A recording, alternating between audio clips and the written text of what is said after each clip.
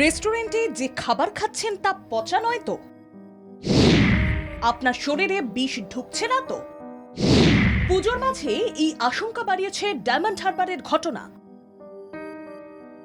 খাদ্য নিরাপত্তায় বাড়তি গুরুত্ব রাজ্য সরকারের।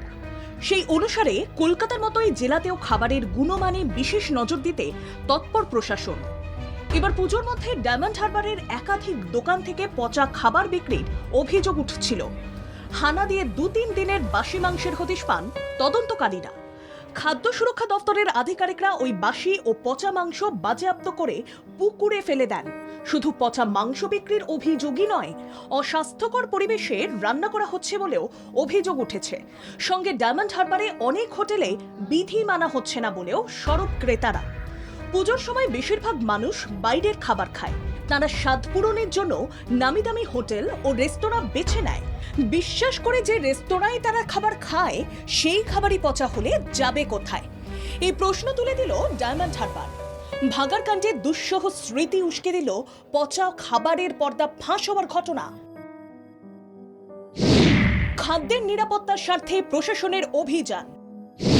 প্রশাসনের অভিযানে পর্দা ফাঁস।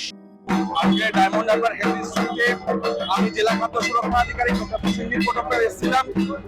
ডিপার্টমেন্টের মিউনিসিপাল কর্পোরেশনের সঙ্গে, ডায়মন্ড হারবার মিউনিসিপ্যালিটির সাথে, পুলিশ ডিপার্টমেন্টের সাথে, ফায়ার ডিপার্টমেন্টের সাথে, বিভিন্ন দোকান রেস্টুরেন্ট যেগুলো রাস্তার পাশে প্রতিনিয়ত সাধারণ মানুষকে খেতে দিচ্ছে। দুর্গাপুজোর উৎসবের মরশুম, প্রত্যেকটা মানুষ আসছে যেখানে আজকে বিভিন্ন রকমের খাবার খেতে। সেই দোকানগুলো প্রত্যেকটার খাদ্য সুরক্ষা বিধি সরজমিনে তদন্ত করা হলো। বেশ কিছু জায়গায় দেখা গেছে যে কিছু দোকানের হয়তো যে লাইসেন্সটা থাকা দরকার সেই লাইসেন্সটা সঠিকভাবে নেই, বা থাকলেও তাদের যে নিয়মবিধি যেগুলো পালনীয় কর্তব্য সেগুলো পালন হচ্ছে না। পুজোর দিনগুলিতে তারা ঠিক খাবার খেয়েছেন কিনা তা নিয়ে আতঙ্কে রয়েছেন তারা। শরীর খারাপ হবে না তো, সেই আশঙ্কাও মাথাচাড়া দিচ্ছে। জনস্বার্থ বিশেষজ্ঞরা জনস্বার্থে উদ্বিগ্ন। প্রশাসন নজরদারি বাড়ানোয় স্বস্তি পাচ্ছে সাধারণ মানুষ। অত্যন্ত দুঃখজনক এবং লজ্জাজনক একটা পরিস্থিতি।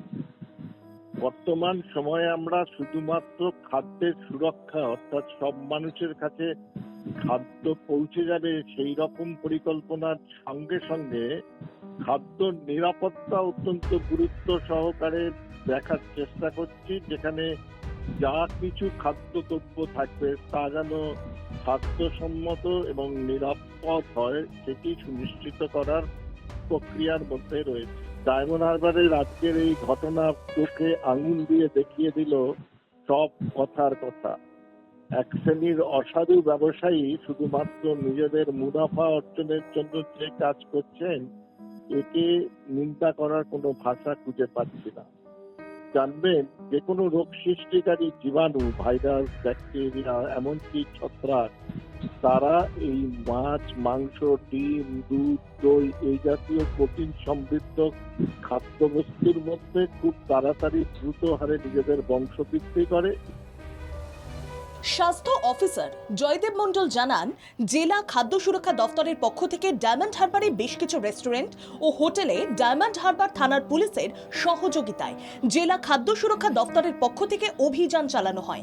অভিযান চালিয়ে বেশ কিছু হোটেলের রান্নাঘর থেকে শুরু করে খাবারের গুণগত মান এবং মজুত রাখা খাদ্য আমরা পরীক্ষা করে দেখি। এমনকি ওই হোটেলে ফুড লাইসেন্স বৈধ কিনা খতিয়ে দেখা হয়।